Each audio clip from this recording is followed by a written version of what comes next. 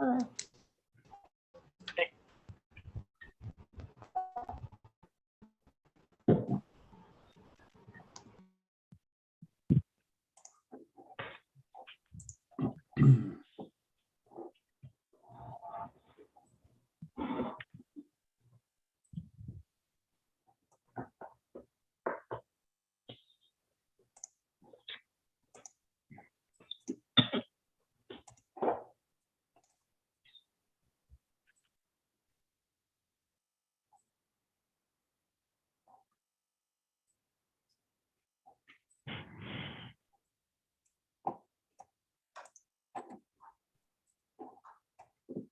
There we go.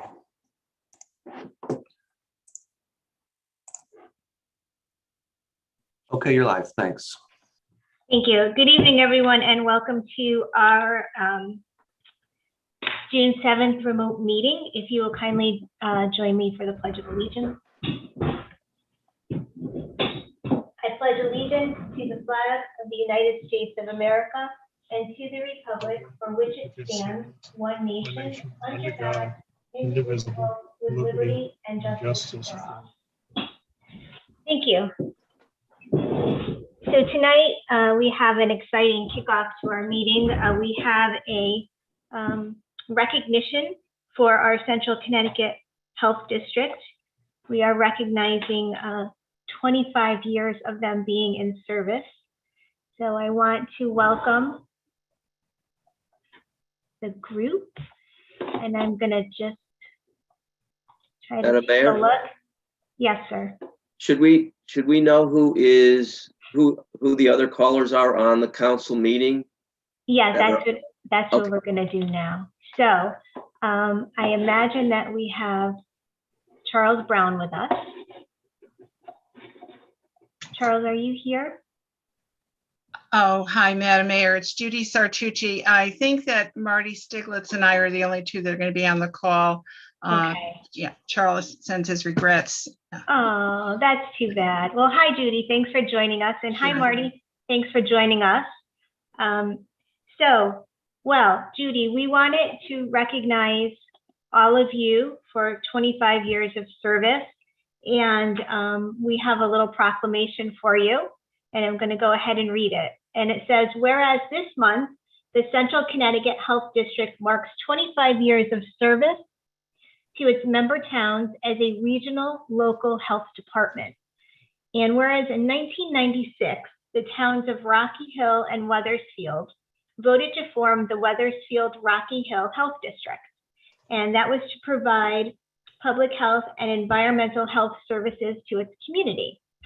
And then whereas the town of Berlin joined the health district in 1998, at which time its name was changed to the Central Connecticut Health District, and later the town of Newington in 2006. And whereas the Central Connecticut Health District has provided high quality public health services to its member towns throughout its 25-year history, and whereas this anniversary gives the town of Rocky Hill an opportunity to recognize the Connecticut Central Health District, its board, directors, staff, and volunteers for their service in making our community safer and healthier, be it through tracking infectious disease, outbreaks, providing mass vaccinations, preparing for and responding to natural disasters, or assuring safe food and drinking water.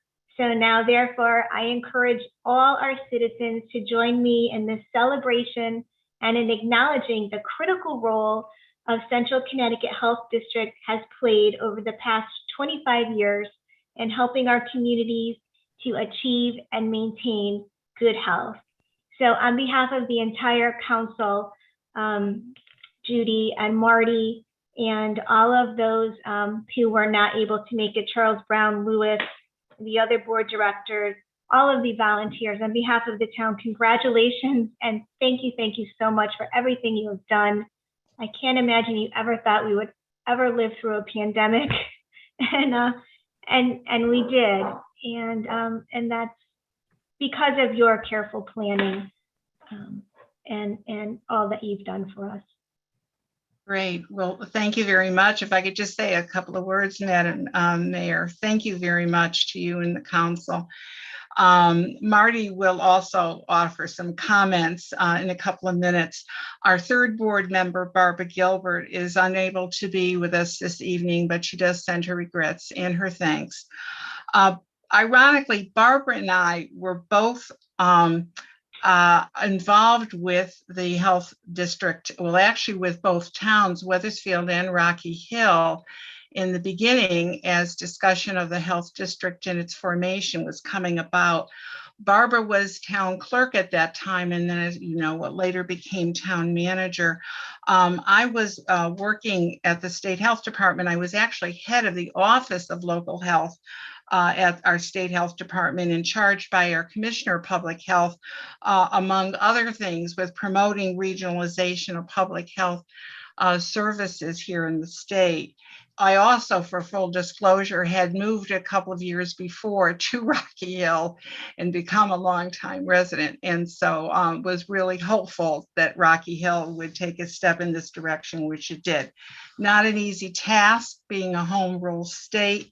But the town and the leadership really is to be commended also, because at the time in 1995, 1996, they took a risk in making the decision to regionalize one of their key municipal services, public health, and entrusting the function to what would then be a new regional public health entity. But I think, as we've all found, the risk was worth it, and it was successful. At the time, Rocky Hill did not have its own health department and really had minimal services. It was purchasing largely sanitarian services from the town of Weathersfield.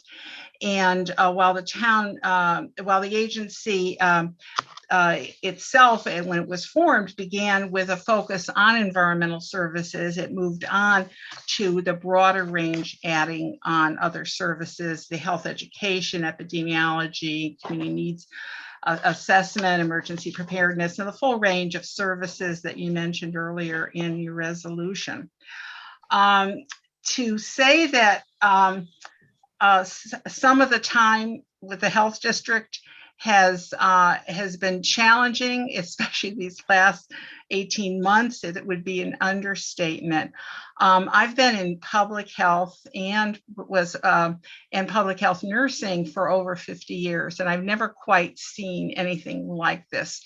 We thought back in 2008 and 2009, we were doing a remarkable job, having delivered like over 7,000 vaccinations in less than 4 months.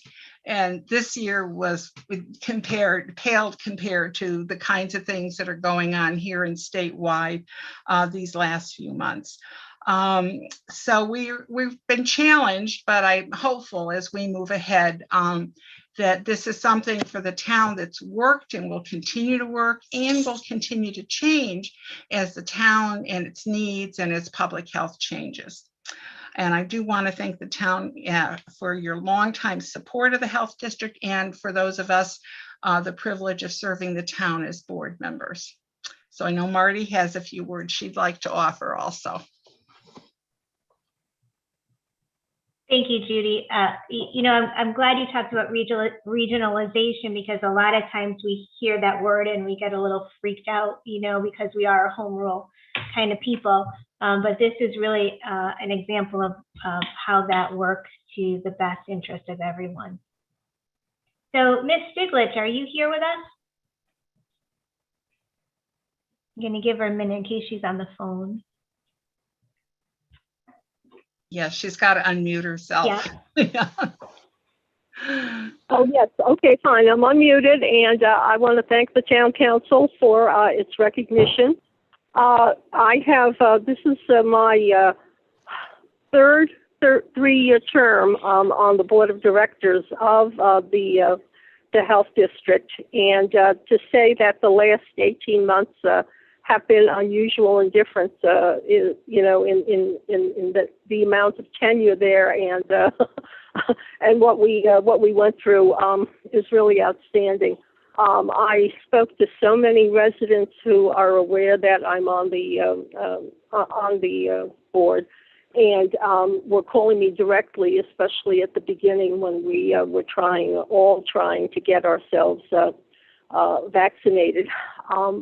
The vaccine, I will say, is working wonderfully. If you in Rocky Hill have not, as a member of the public or a town employee, haven't had the chance or haven't gone in and gotten the shots, please arrange to do so. They are readily available. You can actually call Human Services at the town, and they will put your name on the list for the next event that we have, and you'll be called pretty promptly. So having said that, thank you so much for everyone who did their very best to follow all of the ever-changing instructions that came out. We have enjoyed being of service to you, our community, and representing Rocky Hill on the council. So thank you so much, and everyone be out there and be safe. Thank you. Thank you very much, ladies. Have a wonderful evening, and we'll be sure to get this over to your office soon. Great. Thank you too. Good night. Thank Good you. night. Thank you. Good night. You're welcome. Okay, we're going to move on to public comment, and this portion of the meeting is specifically set aside for comments from the public who are asked to limit their comments to 2 minutes. Any person interested in providing public comment should email publicmeetings@rockyhillcp.gov or call 860-258-7682. You will be provided with a link to attend the Zoom remote meeting and instructions on how you will participate. And I know we have just checked in. We do not have any public comments at this time, so we will move on to appointments and resignations. Councilor Duff, do you have any? We do not. Okay. Deputy Mayor Sharman? We have no resignations or appointments at this time. Okay, thank you. We have 3 sections of minutes to approve. In the approval of minutes, paragraph A, the budget workshop from April 29th. Is there a motion? Madam Mayor, I'd like to make a motion to approve the minutes of April 29th, 2021 budget review workshop. Okay, second. Second. Any discussion? All in favor? Aye. Aye. Okay, moving on to B, the town council special meeting from May 3rd, 2021. Is there a motion? Madam Mayor, I'd like to make a motion to approve the minutes of the May 3rd, 2021 town council meeting, special meeting. Second. All right, any discussion? All in favor? Aye. Aye.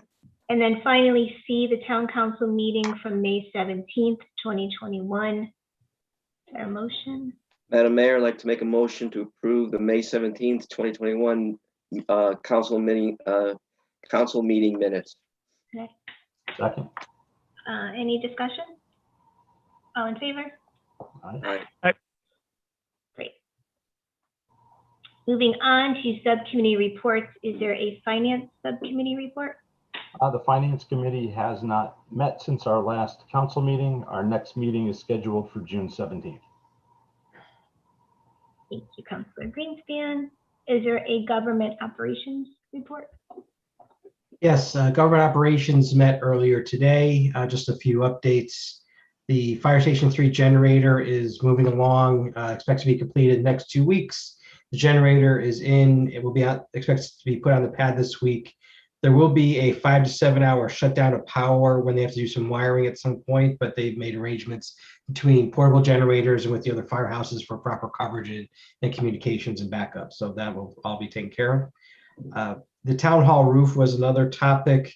There were a couple of small leaks in the roof. One was outside the council chambers area. It was not actually a roof issue, but a drainage issue. It's been repaired. There's also a small leak in the treasurer's office. Again, not necessarily due to the roof, but a transition rubber piece that had some holes in it, perhaps from a bird or something. So that also has been fixed. It did go on to discuss the age of the roof and kind of where things stand. The roof is actually 20 years old, believe it or not. It's 5 years beyond its warranty, but still in very good shape. There's some tile staining and things, but nothing of any major consequence.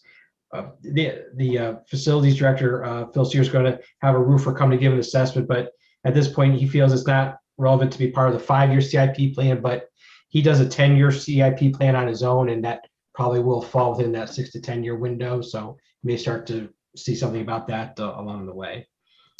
Other items briefly, the Rocky Hill High School electronic sign is continued progress on that. They hope to start working that as school ends, as the sign has been ordered and should be in soon. And the installation should be done in advance of school starting in September.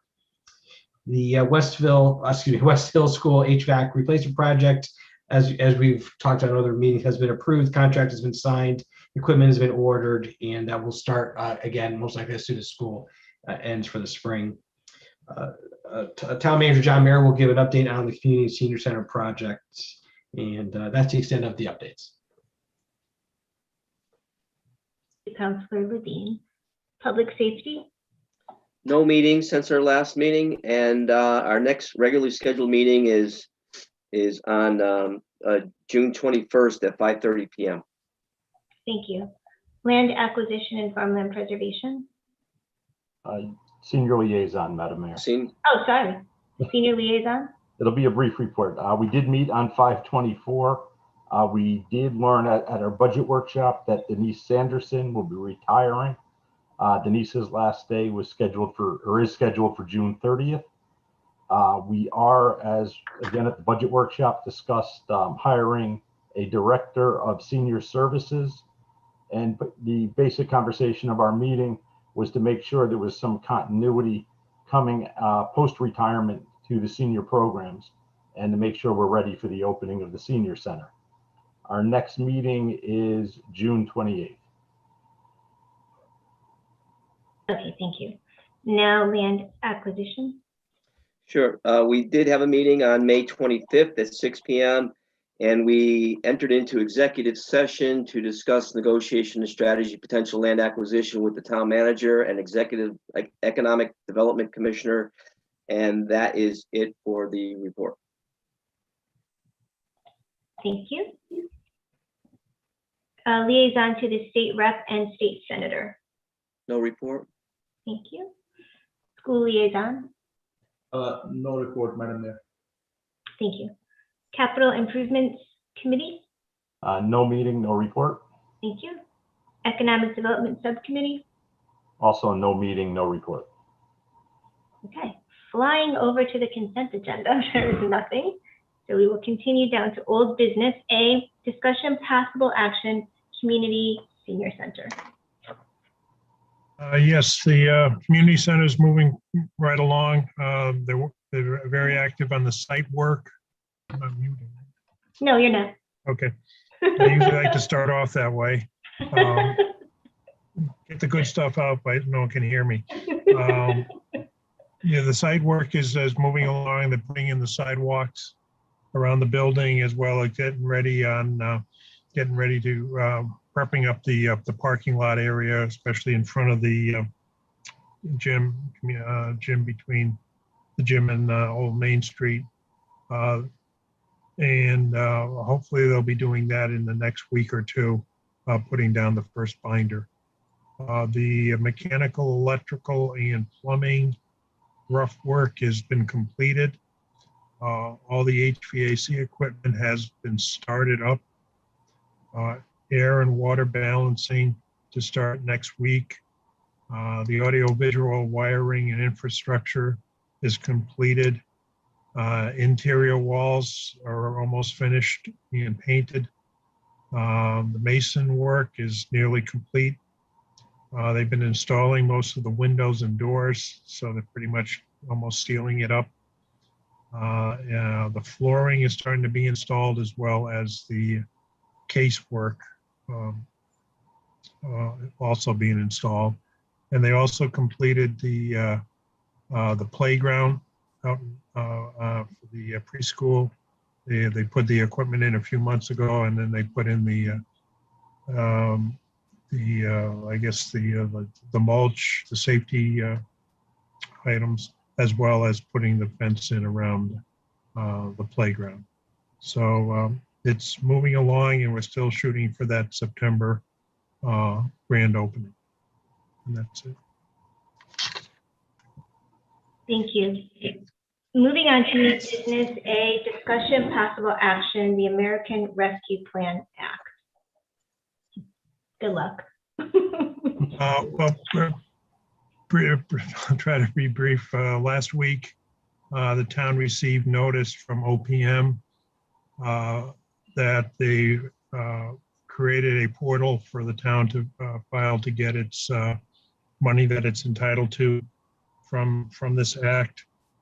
Plus, town also did find out what its share would be from the county allocations. Because New England or Connecticut isn't really driven by county government as other parts of the country, there was an allocation in the act for Connecticut counties, and that was split up. So the way it turned out for the next 2 years, the town, through its county allocations, would receive 3.9 million and change.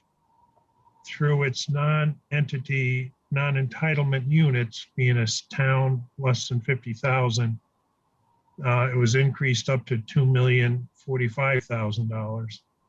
So the total amount of money the town would be getting over the next 2 years would be almost $6 million, $5,953,046.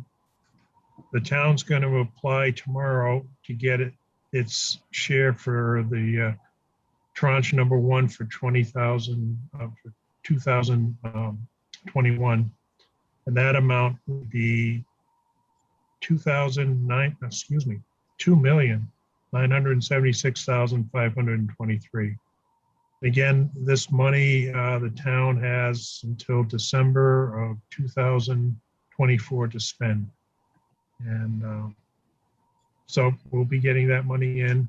And again, it's most of the headlines were for public health issues, to pay a premium to essential workers, from an economic standpoint to assist businesses, as well as water, sewer, and broadband projects, and for those towns or cities that might have lost revenue due to the COVID situation. So that money should be coming in the near future. So our understanding, John, is that you cannot use this money directly in the budget to lower taxes, right? I mean, that's one of those, it just can't go into. This act has been provided guidance for large cities and territories. And then the other one is more for the non-entitlement units, which are like the small towns under 50,000, and maybe something with the tribal nations and so on. And reviewing the act, which is about 151 pages, there is a section in there that sort of states that those large cities and territories cannot use it for reduction of tax revenues, but it seems to be allowable for the non-entitlement units of less than 50,000. So there is a footnote in the act, if you look on like a certain page, that does appear to allow those smaller towns to use that funding to affect their net revenue, the net tax revenues. Okay, so are we evaluating then? So what was that first one that you read, the potential loss? The potential revenue loss, if there was one over the past 3 years? Well, we would be getting in tranche 1 almost $3 million. But you can spend it over the next three years to December 2024. Okay. Could I? Go ahead. Yeah. Yeah, I was going to say, but I think the question, John, was if we had examined whether we had a loss, a revenue loss, which was the formula, which for this case, we did not have the loss, but we had the other opportunities to use the funds for. So that Okay. with the formula driven, it does not apply as far as revenue loss Okay. in our case. But we Okay. do have the other areas such as the economic impact and COVID related and so forth. But revenue loss was not one that fell into our group, Okay. unfortunately. Yeah. Thank you. I mean, it was the case. We had an increase in our tax revenue in the year of comparison, which was for 1920, which made it difficult to compare to the 4.1%, which they're using, for the 15, 16 to 17, 18 years. So they use a 4.1% and applying that. But when we look at that 1920 year, because we had a tax increase, we don't show based on that particular formula loss, but there are other opportunities available because of economic impact and so forth that we can still use those funds. Okay. And Mona, have you noticed, are there any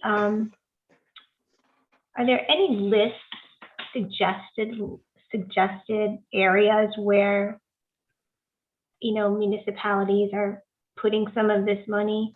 I understand there are things unique to our budget, right? That we can plug this money into, but just in terms of, let's say, the county money, we've read things where, the governor is doing an art mural project. And there's other municipalities who are looking at things. And I'm just wondering, is anyone generating a list that you're aware of that we can maybe get ideas from? No, at this, well, and John, jump in, but I think at this point, we're just saying that they're still staying in that group of, the health and the economic. So as long as you're linking it back to the purpose, the initial purpose, because that's the original purpose of the rescue plan was the original. So I think if you could make a connection that it was the outreach to either the group that would benefit from it, or it was financially related or COVID related, or addressing some of these other areas, broadband and water and so forth, as you can justify the link, then it would work. So for example, as John mentioned, if it was a decrease in tax, then you could, be justifying that, are you making an outreach to those who may have been impacted by the economy in the prior year, that type of situation. I have one question along those lines, if I could.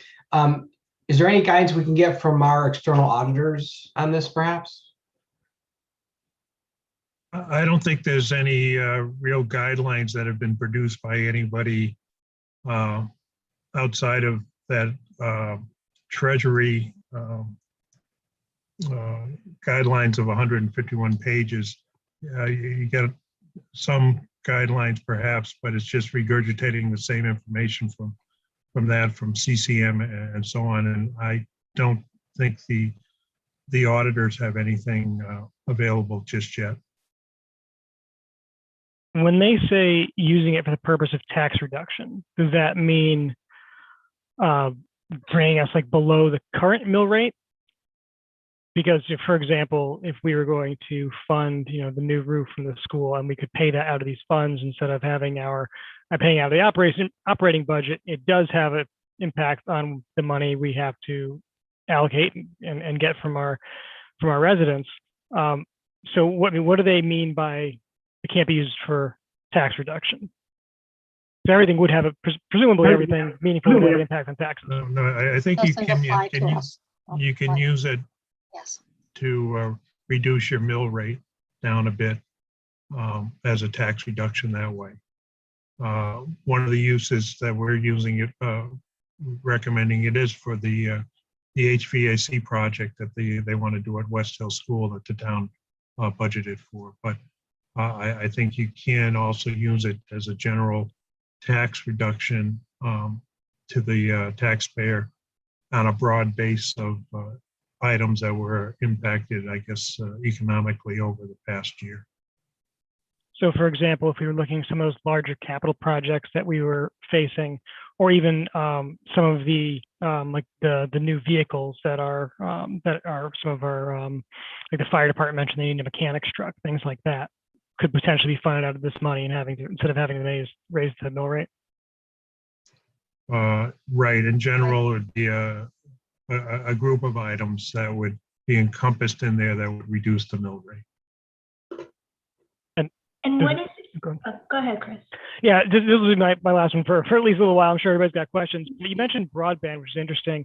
Now there's kind of a lot of ideas here. We're going to get another tranche of money, but is there something like a municipal, have we done a study on investing in some sort of municipal broadband, maybe targeting different areas of towns where certain, I don't know, populations might not be able to have access to it, or, our town's not very big, so maybe it's a town-wide thing. I don't know how much that would cost, but I know there's a lot of folks who are very frustrated with the current situation with our, in some cases, one, utility option. Is that something that we could potentially look at or even do a back of the envelope of, if that's something we wanted to just explore, what that cost might be? Well, generally, this broadband was being handled by the utilities companies, putting up the wires and all of that. So it's a service being provided by the towns. I think they were looking for, and I would assume that Rocky Hill has good coverage right now, good or bad, but at least it has the coverage. I think they were looking for some of these out places that may not have any service at all and incorporating that into a broadband plan. But we're fairly close to, metropolitan area with, fairly good coverage. So I don't know how much in town is lacking that, but I tend to see that and may not be necessary to do that type of study unless we know that there is areas that are need the coverage. Chris, do you recall in the beginning, like when we first got into office, there was some talk about broadband and litigation, and we had considered at that time maybe looking at broadband, and it had something to do with the right to use the pole. Mm-hmm. But I think we were told that it would be, we would have to really jump in at that point because potentially the litigation would terminate our right to gain access to that pole. So I don't know where we are with respect to that, but we probably should figure that out too. I think that's under PURA. Yeah. I think what you're talking about is they had, there was a decision, or the legislature wrote that the town could use the municipal gain for any purpose. Yeah. And there was litigation because of how you, and that with the competition, and if you don't have to pay to put on the polls, and then your competitors, who would be Frontier or Cox or whatever, would be a competitor, they, that was all litigated. The problem is that you have, so if you decided to do broadband or provide cable TV to the town, to the residents, you have to go out and negotiate with all the stations and all that kind of stuff. So okay. Some to the cities do it. I think it would be hard it's doable, but I think it would be costly. So, but I think that was right. You were right. I think in the first or second meeting that we had. Yeah. Yeah. Oh, thank you for that clarification. Yep. I was working on that before I retired. That's why I know about it. Just, if I may, what Mona or John, do you know what the reporting requirements are for the call it $3 million over 2 years coming in? And what happens if we end up using money in an area that ends up being disallowed? Want me to go? I'll try. So it sounds like at this point, we're just putting in preliminary, some budget information. Then come October, the end of October, we'll put in what our plans are with the money. If you do spend something that was disallowed, then you are expected to return it. So Okay. we do want to stay within the parameters. Right. Is that, John? But is that- towns our size just have to report once a year Right. as of September 30th, and the report is due at the end of October on a yearly basis. But the first report would be this September 30th. If we used any of the money at all, we'd have to report it. So you report the use, you don't ask permission for the use. Is that kind of the procedure? Right. Yep, Okay, we have the money, right. and All we're right, and then, telling them how we're spending it. but just to clarify on I'm somewhat unclear on the uses, and I've read, believe it or not, the 151 pages, of which maybe 5 were meaningful for a town our size. But having gone through it, it seems like the intent is for water projects or helping residents and businesses that have been impacted adversely by COVID, financially impacted. And that's really a broad definition. And that's why I think we're all talking about mill rate reductions. But I want to make sure we're careful how we approach that, so we're not giving money back that we used inappropriately. So and I know the mayor kind of asked also, what specific uses are we able to look at? We don't have water and sewer, we have MDC. Broadband, probably not an option for us. What does that leave us? Well, when you said water to sewer, we can always send some money down to Hartford to our friends at MDC to help them out. So that's putting money towards water and sewer indirectly, and so on. So yeah, it's a lot of this stuff has to be established by the town on if they want to give out grants or something like that to businesses. What's the process and the qualification to get those grants and so on. And then there's, of course, supposed to be for public health, which would be COVID related items and so on. And again, as Mona said, there was that lost revenue portion that you could go for, but the town doesn't qualify for that based on calculation she did today based on a nice spreadsheet we got from government finance officers group. I'd say one thing that they do recognize is they have a comparison of staffing that had been lost, excuse me, from when the COVID was in occurrence. So although we're budgeting for positions, those positions would be covered. For example, we had a number of part-time, for example, part-time grounds, part-time human service, any reductions in minibus, even including those that were special revenue in the park. So there's a lot of part-time or any full-time. For example, I did a comparison of staffing a police department. We weren't fully staffed, not necessarily related to COVID, but probably not able to fill because of the situation. So in fact, bringing the 2 officers in would qualify. Any health benefits related to that. Some of these efforts, perhaps the custodial, for additional cleaning.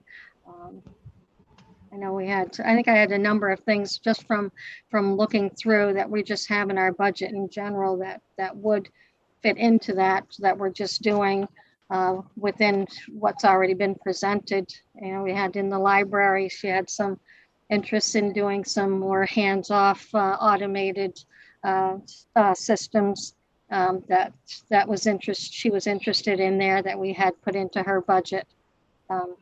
I know, I don't remember, I think it was Smart Bin or something to that effect. So I think we've got a number of things that are already existing in the proposed budget that falls into that. So if it were included as a revenue source, there are a number of items within. And Mona, one last question.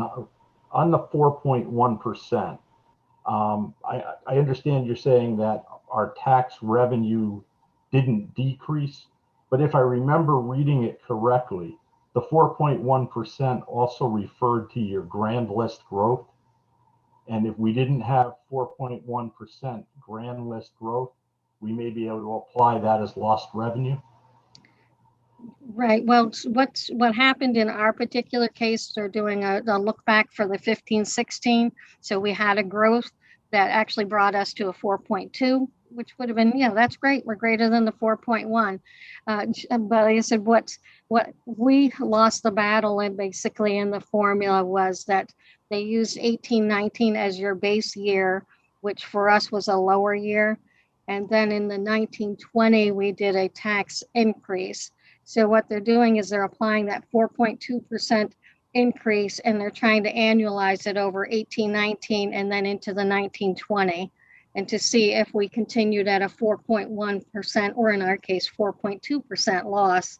And we didn't, because we had a high increase in the 19-20 into, it actually goes 19-20 because they want to do it calendar wise. It's half of 19-20 and then part of the 20-21. So we actually, I know it gets kind of icky and formula driven, but it actually ended that we were much higher than the 4.1, even if we lost. So it ends up that it makes you look at the entire picture, regardless of the property tax alone. So that's unfortunately, didn't do us the favor. And believe me, I sliced the pie in many varieties of ways, and with and without some special revenue sources that could be included and excluded. And I think that's the best we had. It's close, but we can't come up with a loss. And if it was a loss, it would be very minimal. Excellent. Thank you for answering that. I mean, it was kind of complicated. Yeah, it's a bit. And when do we expect the county money? Same time. All coming the same. Oh, it is. Okay. So all together. Okay.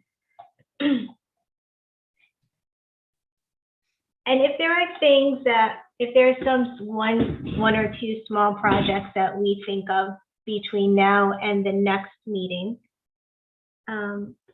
let's just say by way of example, we wanted to, do something for businesses. Just saying by way of example. How detailed would we have to get with respect to that plan, and in order to include it in this budget cycle? Well, I think the money that we're getting in this tranche one, we're going to account for it in a separate special revenue fund. And then from there, we'll disperse the proceeds accordingly. So the money would be sitting in this, call it tranche one fund. And if the town decides to do something like you mentioned, Lisa, the money would probably come out of that special revenue fund. It wouldn't be necessarily needed to be budgeted for in the general fund. Okay. So we could take our time then, yes, and come up as a group with some ideas and sort of Yep. vet them. and then come up with some guidelines and so forth. Yes. Okay. Although the challenge with that, right, is that if we're counting it as a separate revenue stream, then it means we have to lock in at a mill rate. And potentially, if we could have used that to offset something that would be in the budget, school roofs, for example, or another project, we're raising the mill rate, and maybe when we didn't have to. So I'm not sure. I mean, we don't have a lot of time here either. So I'm not sure how we figure this out exactly, but I don't know how narrowly they're applying these definitions of public health. I mean, we've got a lot of field work that needs to be done for Parks and Rec. Some of the projects in the CIP, I think it might be a useful exercise to see which of these fit into economic development or public health. If we're allowed to do that, that might take some pressure off. Because we are also getting a substantial chunk of money, but maybe we can drop the mill rate even more in this year's budget. And then if possible, I mean, I'm not sure what we need to do for bigger projects that might take more time, but we have a locked parcel that needs a new bridge out in the sandlots that I think we've got thrown different numbers around for. That could be a big chunk of money, either tranche one or tranche two, that could potentially open up a whole new area for economic development in our town. that, we would probably otherwise not want to fund out of the operation budget if we could, because it's a big chunk of money. There's some uncertainties there. I mean, I don't even know if we could put it aside in case we get interest. But something to consider there if we want to try to think both short term, how can we do best by our taxpayers in the upcoming year, and then long term, are there other ways that we can leverage this, this opportunity? And I think that's what John and Mona were working on. So they've created a list of things within this budget cycle that would fit. And then there are just going to be things that don't because it's a stretch. So what I'm saying is once we have that number, if there is money there, then we should take advantage of putting some projects together. Any other, go ahead, Ash. Yeah, John, again, what's the timeline that we're looking at? It's not just this budget. Obviously, it affects next budget, but does it go into a third budget from here, given that there's two separate payments coming? And this first payment is clearly could extend over two budgets. This one that we're in now and the next one when we come up with the great idea. But then we got the second payment coming in, and that might get us into the third budget out from here. Is that possible? Well, all based on your timeline in which you get your first amount of money this month, let's assume correctly, in June, and then we'll get another tranche in a year from now.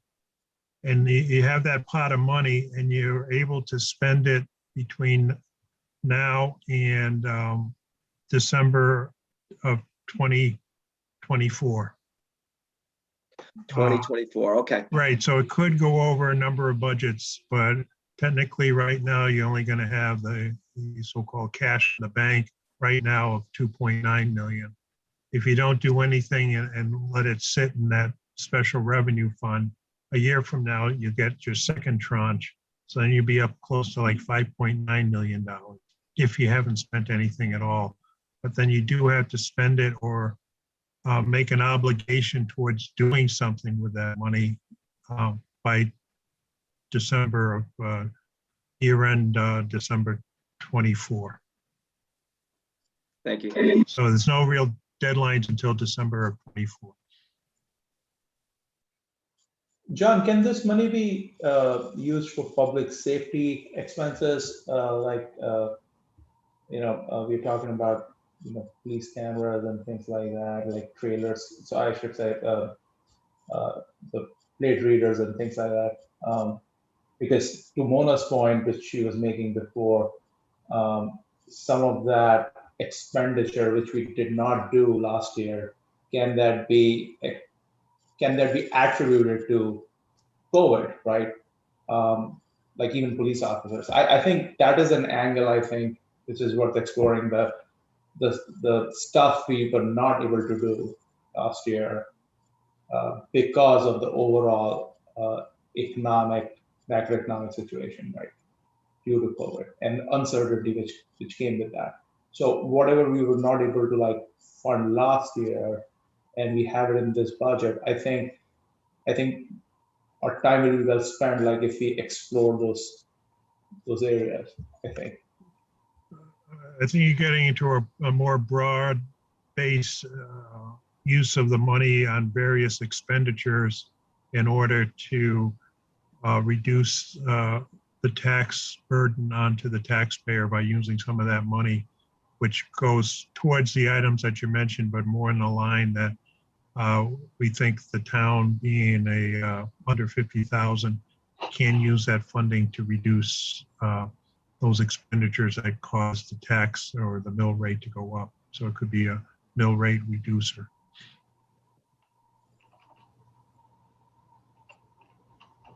In a broad sense. Any more questions or comments? If not, we'll move on to new business B, discussion possible action 2021-2022 town budget.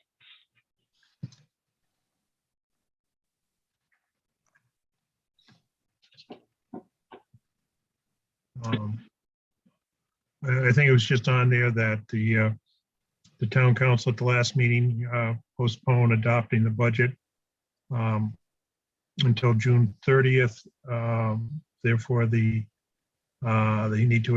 council would need to adopt something before that date. And if you do not do anything on June 30th, I guess then the same thing applies to the third Monday in May, that if something's not adopted, then the town manager's budget becomes the town's budget. But since the proposed budget went out, it does appear that the state has increased a couple state grants to the town, especially ECS money, as well as they did an adjustment to reimburse towns and cities for pilot money, in lieu of taxes. So the town gained about another $848,000 of state revenues coming in. So that would help reduce that proposed mill rate by at least 4/10, just based on those two things. There should be a good chance that that money will be approved, hopefully this week, when the before the legislature disbands, because it is the budget is the responsibility of the legislature. So if they put it in there, there's a good chance it's going to stick. So we have an extra $848,000 from the state coming in for next year.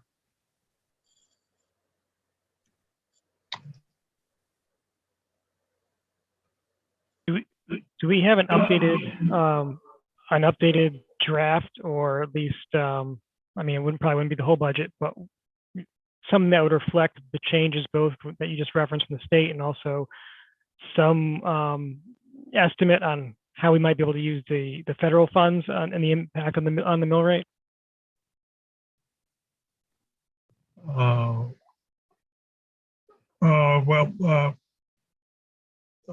Right now, we don't really have anything adjusted because the expenditures are all the same as in the past.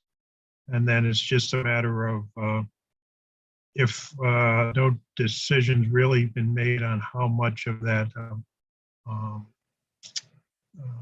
ARP money would be used towards reducing the mill rate yet. So I guess the short answer is no.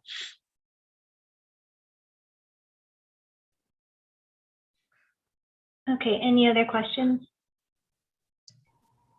Comments? No.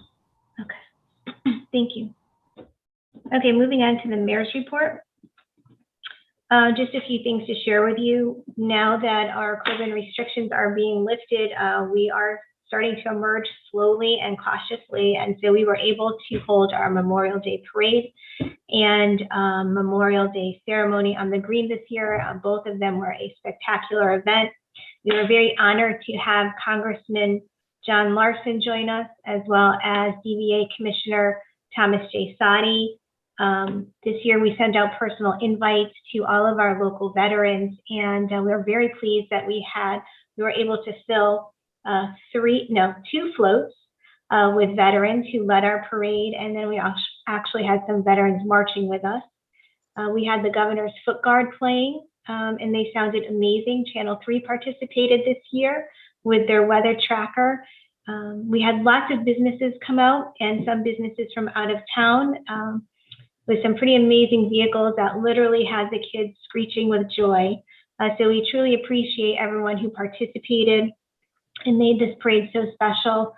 We wrapped up the afternoon with hot dogs at the VFW, and then some amazing pork and rice and authentic side dishes that came out later in the afternoon. So I want to just thank the Chamber of Commerce, the parade committee, and especially our Parks and Rec worker bee, Rita Chabra. She's probably, we should call her the Queen Bee, because she made it a spectacular outing for our community. And we were able to properly honor our fallen heroes.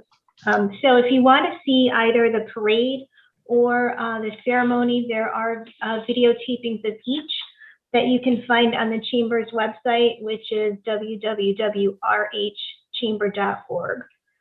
Let me quickly tell you about some local happenings. We actually, the Connecticut DVA here in Rocky Hill, as you know, hosted Ambassador Juan Sam Chang of the Republic of Korea last week, which was pretty remarkable. It was truly an honor to meet the ambassador and watch the joy and the appreciation of the Korean War veterans as he came out to dedicate thousands and thousands of masks on behalf of the Republic of Korea. It was especially moving to speak with the veterans of that war. And it was special to me because my dad, who's no longer alive, is a veteran of that campaign. So it was a really cool day. Very busy last week. We had 2 very special Girl Scouts who were honored for receiving the Gold Award, which is one of the highest awards you can receive in Girl Scouts, specifically for kids this age. So these kids were a little bit young to be receiving that award. So it was a big day for them. And so I want to congratulate Juliana Violet and Audrey Grant. Then we also had a very special Boy Scout who was honored this past weekend for receiving the highest award in scouting, known as the Eagle Scout. And one of the things I found out is that only 2% of the kids in scouting actually ever obtain this recognition. So congratulations to Trevor Christensen and his family. The Rocky Hill Congregational Church hosted a little free library dedication and celebration over the weekend with a very talented storyteller named Andre Keith. So if you go to the church outdoors, there is one of those little wooden libraries on a pole where you bring a book, you take a book. It's a really type of neat exchange, free to the community. And this particular library focuses on social and racial justice, excuse me. And so if you guys want to see any photos of all of those events, you can check them out on my Facebook page. And then finally, mark your calendars, Wednesday, June 16th from 4 to 8 is the 2nd annual Cops and Cones event at Scoops and Sprinkles. So that's on the Silestine Highway, and the kids can go and climb all over the police cruisers, inside them. They can check out all the gear, and some of our police officers will actually be serving ice cream from behind the counter. So I think the council needs to go and order ice cream.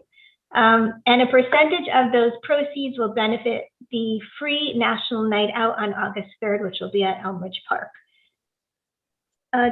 2 more things. I want to urge you to pay attention to all of the bills that are coming out at the House and Senate now. It's a super, super busy time. As you know, I've had the pleasure of working on a number of working groups that prepared recommendations for our state legislature on issues surrounding juvenile justice, housing, environmental issues. Mimi and I were on the sustainable materials management. And then most recently, I got involved with the property tax exemption expansion, which is pertaining to group homes. And so this is one of those bills you want to pay attention to because it has the ability to yet again eat away at our grand list. And so we do have a number of group homes here in Rocky Hill.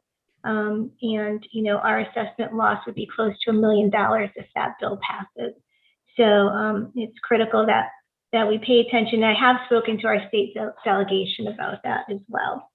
And last but not least, I don't know, Town Manager Mayor, if you're going to talk about this, but just a reminder to sign up for CT Alert because that is our new emergency management communication system. You can do that online at CT Alert.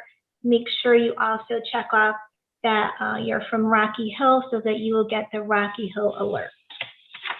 And that concludes my mayor's report. And we will move over to the town manager's report. Thank you. Today, the auditors stopped in and they're going to be visiting with us for 2 or 3 days as they start preparing for the June 30th, 2021 year-end audit. They're doing some of their preliminary field work for the next few days, and then they'll be back in September to finish up the audit, doing the more detailed work.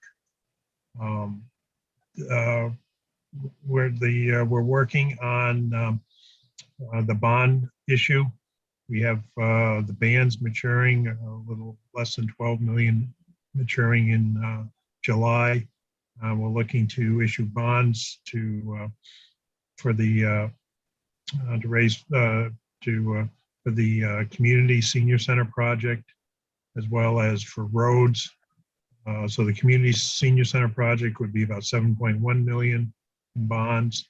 Roads, we're gonna pay off the 2 million in the bands, and then increase another 2 million. So we're gonna be bonding $4 million for roads, which would be for last year and for this year. And then we're also getting an additional $500,000 associated with the land acquisition fund, more tied into when we purchased the land and developed the Cirillo Park. We need these funds to cover our payments towards the Bacchio land development acquisition. And also we'll be banding and the $2,250,000 associated with the Rocky Hill High School project. We'll continue doing that until they finally come out and do an audit of the project and determine what our final state reimbursement is going to be. But as right now, we're going to be meeting with our FA this week with the understanding that we'll be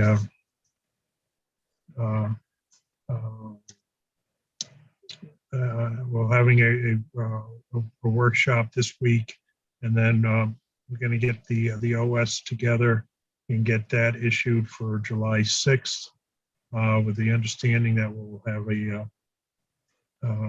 bid opening on July 14th, and then we'll receive our funding from the low bidder on July 28th, where the proceeds will be put towards paying off the bands and then establishing a 20-year bond.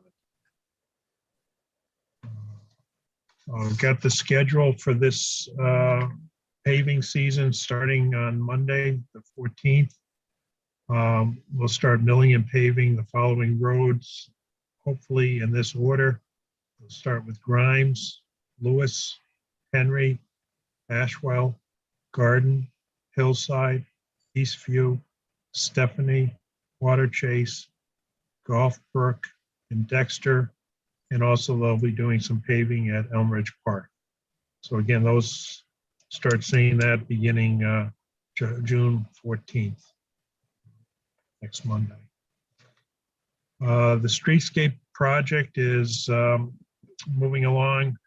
All the electrical lamps have been installed and are working 100%. About 99% of the sidewalks are put in. They got a little more work to do down by the Parsonage Street and Silestine area. They got about 80% of the edging of the brick edging on the sides done. They're beginning with the plantings. They're planting trees, shrubs, spread mulch, and actually hydro seeding on the east side of Silestine, where the Roadrunner gas station is, and that nice ATM machine that Bank of America has. So that side of Silestine. The other side, they're starting to plant the trees, and they do have a deadline of getting this completed by June 15th. And the plantings will have a 1-year guarantee. They've been working on paving the driveways, and so far they got about 90% of those driveways done. The one delay affected from COVID was the bus shelters. They were supposed to get delivery this month, but most likely those will be the last items that will be installed as part of this streetscape project. And then one Rocky Hill fact or notes associated with the bottle bill, beside the deposit going up a dime. They also passed a nickel, I don't think it's deposit, it's a fee that is going to be charged to those small nip bottles. And the wholesaler will be responsible every 6 months for sending that nickel back to those towns in which those nips were sold in. But you have to use that money associated with environmental cleanup. But for Rocky Hill, sales of nips in 2020 were 459,909. And that could generate $22,950 in revenue from the distributors for the sale of nips in Rocky Hill. And on that note, I'll end my report with that. Well, I think a third of those are, I didn't know whether some of you guys might have gone and had a nip while I was talking. I think a third of those are outside my office on the ground on Glastonbury Avenue. We'll have money in the future to clean that up. That's wonderful news. All right. I think executive session is next on the agenda, but there's nothing No, to talk we about. got to delete that. Okay. And so then it's time to adjourn. Madam Mayor, motion to adjourn. Is there a second? Second. All in favor? Aye. Wonderful. Have a great evening, everyone. Good night, Good night. everyone. Good night.